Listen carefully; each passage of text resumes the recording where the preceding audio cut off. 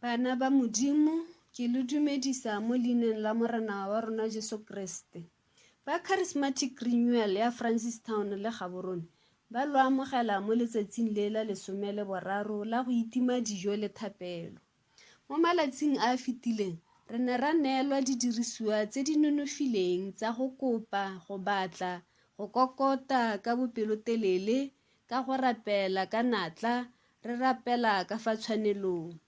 Re rotloediwa ka go ithuanya le Modimo, ka go itsheka-tsheka maleo otlhe a rona le go kopa boitshwarelo jwa dibe tsa rona.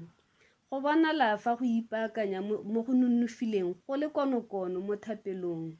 Re tsaya malebela mo go Morena wa rona Jesu Kriste kana a ipaakanya pele a simolola tiro ya gagwe.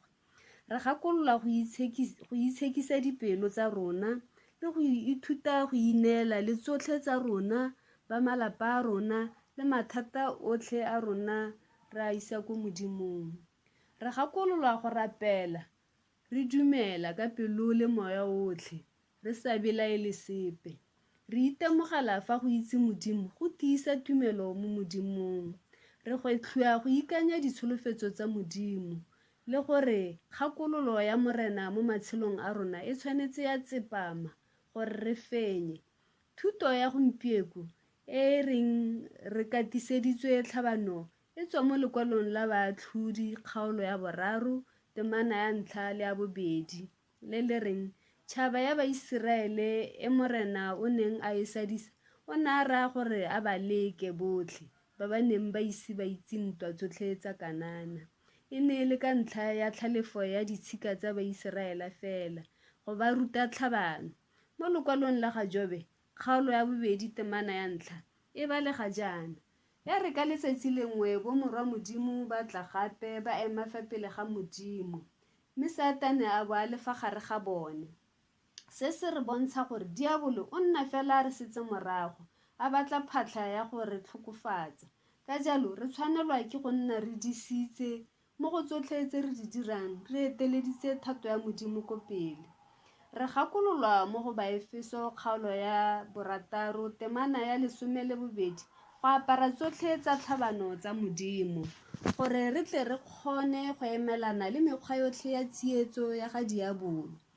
Gonne ga re lwantshe madi le nama, re lwa kgatlhano le mebuso yotlhe le dithata le marena a lefifi la lefatshe leno le mewa e bosula e mo mafelong a kwa godimo.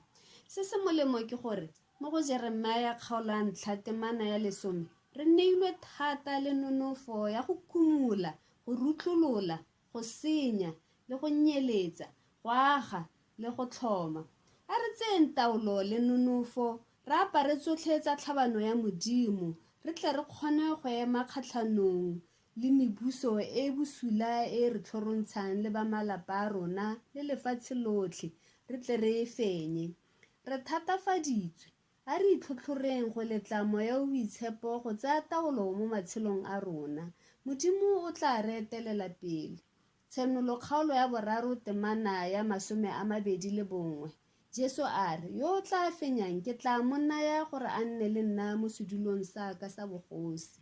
Ngwana wa Modimo a o tla fenya ko bofelong jwa malatsi a 21.